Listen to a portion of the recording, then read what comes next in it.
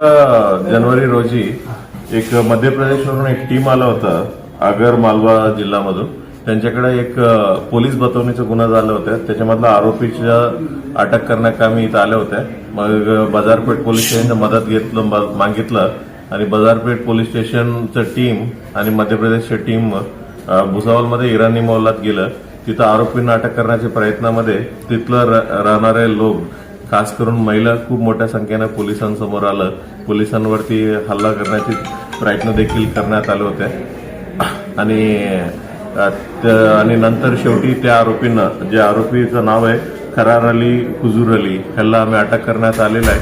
आणि जे कोणी पोलिसां पार्टीवरती कामामध्ये अडथळा निर्माण केलेला आहे त्याच्यावरती गुन्हा दाखल केला. गुन्ह्यामध्ये 9 महिला आणि 4 पुरुषांच्या विरोधात गुन्हा दाखल केला. मग नंतर दुसऱ्या दिवशी त्याचा पंचनामा आणि इतर कारवाई करत असताना आम्हाला एक बॅग सापडला आणि त्याच्यामध्ये खूप सोन्याचं लगड सापडलेलं आहे. मग त्याच्या अनुषंगाने विचारपूस केलं आणि विचारपूसमध्ये ही निष्पन्न झालं की जिल्ह्यामध्ये आणि महाराष्ट्रामध्ये इतर ठिकाणी चेन स्नॅचिंगचं भरपूर गुन्हे ह्या गँगने केलेले आहे असं निष्पन्न झालं. ही गँगचा मेन सूत्रधार आहे मरियम बी जाफर अली आणि दुसरा सूत्रधार आहे नजिया शेख.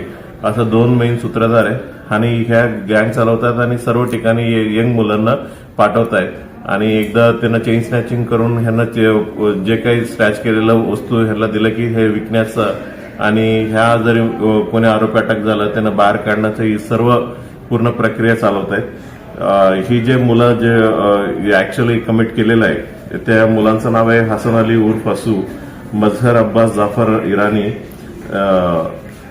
हुस्नूर अली जाफर अली इरानी, अब्बास इबादत शेख इरानी, सादिक अली उर्फ आतंक, इबादत अली इरानी ऐसा आरोपी आहे. सर्व मिळून आता 16 चेन स्नॅचिंगच्या गुन्ह्यात जिल्ह्यामध्ये उघडकीस आणलेला आहे.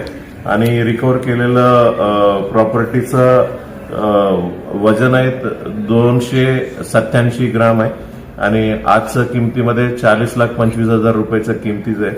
अजूनही त्या मोहल्ल्यामध्ये उभा होता तर 16 टू व्हीलर तेही देखील आम्ही सीज केलं. त्याच्यामधलं एक चोपडा पोलीस स्टेशनमध्ये चोरीचा गुन्हा उघडकीस आलेला आहे. उरलेल्या 15चे देखील आम्ही तपास चालू आहे आणि अजूनही एक देशी कट्टा देखील त्यांच्याकडनं आम्ही रिकव्हरी करण्यात आलेला आहे. आणि सर्व ज्या ठिकाणी म्हणजे पोलीस स्टेशनला गुन्हा दाखल आहे त्यांना वर्क करून त्याचा पुढील तपास करणार आहे. अजूनही काय गुन्हा उघडकीस होण्याची शक्यता आहे. सर, भुसावळ रेल्वे जंक्शन असल्यामुळे लोक बाहेर पण काही केलं डिस्ट्रिक्टच्या बाहेर? निश्चित म्हणजे त्यांनी टू व्हीलरमध्ये बाहेर जाणं आणि तिकडनं चेन स्नॅचिंग, पोलीस बतवणी असे गुन्हा केलेले असण्याची शक्यता आहे.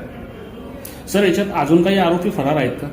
आहेत, म्हणजे आता अटक तर 2 महिला आणि 1 पुरुष आहे. अजूनही 4-5 आरोपी फरार आहेत. त्यांना लवकरात लवकर आम्ही अटक करणार आहे.